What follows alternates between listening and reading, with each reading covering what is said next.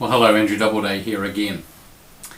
The lectionary offers a number of alternatives for this coming Sunday as we move closer to Holy Week, into Lent, and it offers the Palm or Passion narratives. Now, I've chosen the Palm narrative from John's Gospel, and I'm almost embarrassed to admit it, but I chose it because it was the shortest one. And it's easiest to get a more complete hold on in the short time that we have. So we pick up the narrative in John chapter 12 verse 12. The next day, the great crowd that had come to the festival, this is the Passover, heard that Jesus was coming to Jerusalem. So they took branches of palm trees and went out to meet him, shouting, "Hosanna! Blessed is the one who comes in the name of the Lord, the King of Israel!" Jesus found a young donkey and sat on it, as it is written, "Do not be afraid, daughter of Zion. Look, your king is coming, sitting on a donkey's colt." His disciples did not understand these things at first. But when Jesus was glorified, then they remembered that these things had been written of him and had been done to him.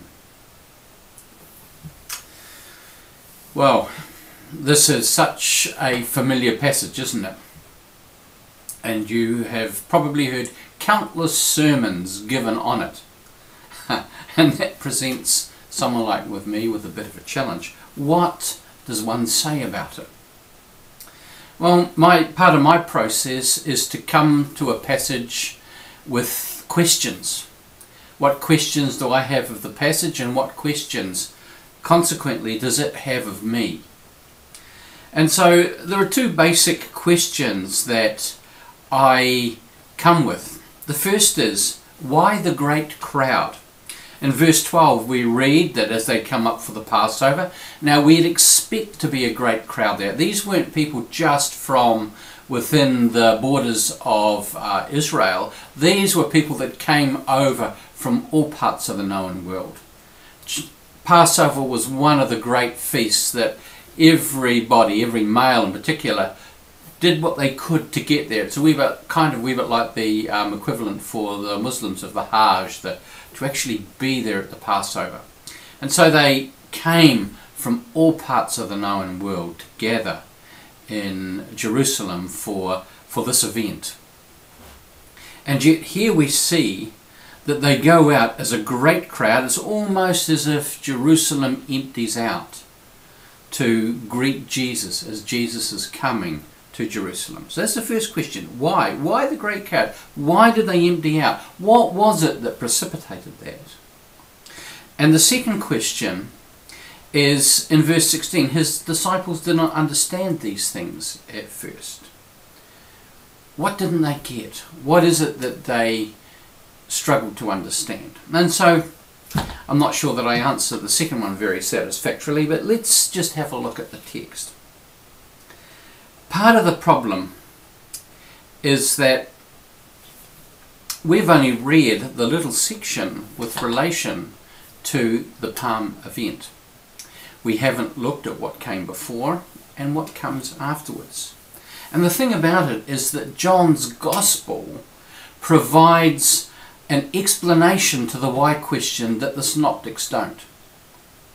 John's Gospel tells us how this event happened. What was it that caused this spontaneous response of the people in the city and the people around to actually rip branches off the trees, off the palm fronds, and lay them down and lower their cloaks on the road and start shouting as they did that Jesus was the coming one, the anointed one, the Messiah? What was it? And John's Gospel, unlike the others, actually tells us. And it concerns the story relating to Lazarus. Lazarus, who had died, had been dead for 3 days, and whom Jesus had come and called forth from the tomb. Now, this is a major event, but also a minor one. It's minor in the sense that it happened at a point in time. It's a small thing, a small point in time. It wasn't a thing that unfolded over a long period. It was just one of those things that happened. But it had a huge effect. And if you look at the narrative before what we've read and what happens afterwards, you see that it was this thing that caused ultimately a huge turning of people towards Jesus, looking to him with the possibility that he could be the one, he could be the deliverer, he could be the one that was going to set Israel free. Why did the disciples not get it? I want to suggest because they weren't there. They and Jesus had withdrawn from the scene for a while. We don't know how long. It may have been just a matter of days. It may have been weeks. It may have been even of months, because in the synoptics we see that Jesus has gone all the way up to Mount Hermon and makes his way back to Jerusalem. We don't actually know the time lag here. But what we see is that in Jerusalem and its environs, because Bethany is very close to Jerusalem, things had been happening. That the pot had been quietly coming to the boil. And it reminded me of a phenomenon called the butterfly effect. And I want to read to you, I think, a very good explanation of it that I found online. It's something that's fascinated me. On a winter day 60 years ago, Edward Lorenz, a mild-mannered meteorology professor at Massachusetts Institute of Technology. That means that he was interested in the weather and how the weather can be predicted and examined. He entered some numbers into a computer program simulating weather patterns, and then he left his office to go and get a cup of coffee while the machine ran.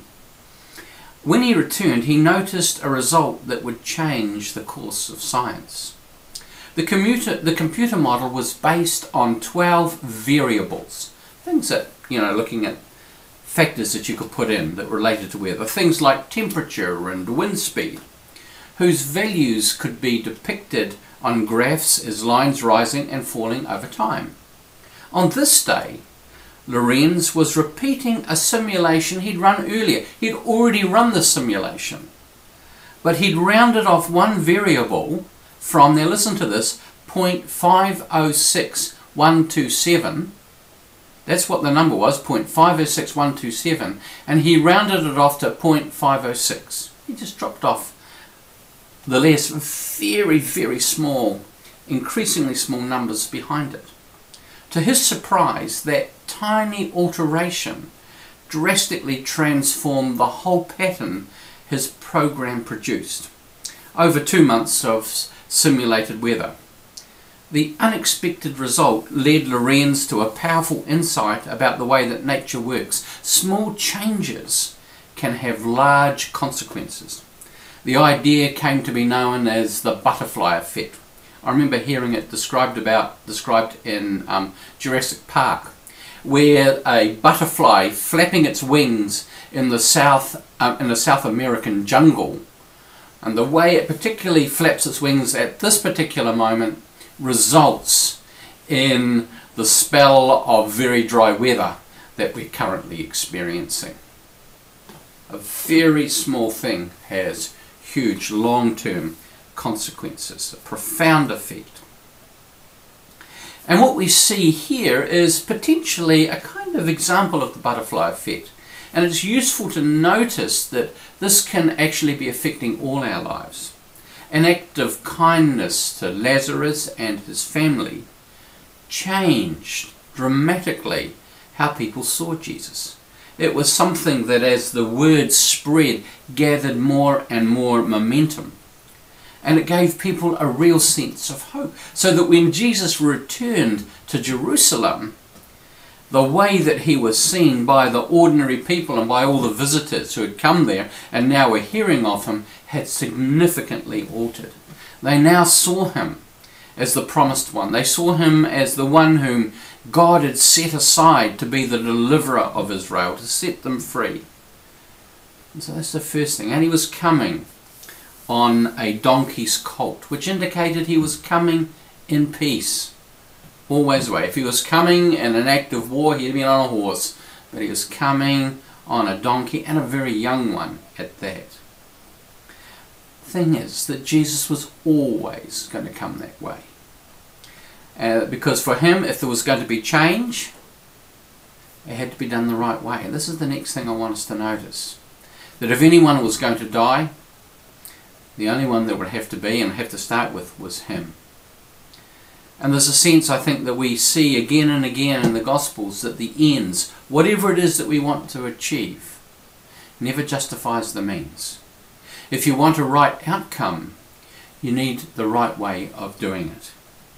And if you are choosing a path of peace and you want a peaceful outcome, you can't go about it in a violent manner. You've got to choose a path that is consistent with the outcome you desire.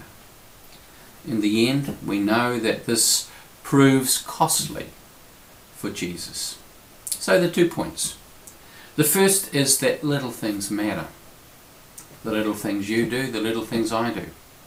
The little things I say or fail to say, do or fail to do. Actually, they can matter. The little things that we might forget about can have a profound effect on the lives of others. And it's an invitation, for me particularly, who talks a lot, to be perhaps a little bit more circumspect and to be open to making sure that, to coin our current Prime Minister, that I behave with a greater measure of intentional kindness. It's true for all of us. And we can see in the story here of Jesus as he comes to Jerusalem the profound effect that that can have. And the second thing is that how we do what we do matters. That if we want to pursue a life-giving end, we need to pursue a life-giving path. We cannot achieve good through coercion or violence. And that choosing this path, the path of peace, the path of life, the path of love, of generosity, of kindness, in order to achieve good end, can be personally costly, as we see in the case of Jesus. But what an ultimate benefit. Here we are, you, me, our lives forever changed by this one. Forever changed by this one who pursues the path of peace. This one who gives himself so wholly and fully that I can be set free, that you can be set free. That I no longer need to wallow in my sense of shame and guilt and smallness. And neither do you. Because of how he's done, what he's done on your behalf and my behalf. So, as you move into this last week or so, may God bless you. Amen.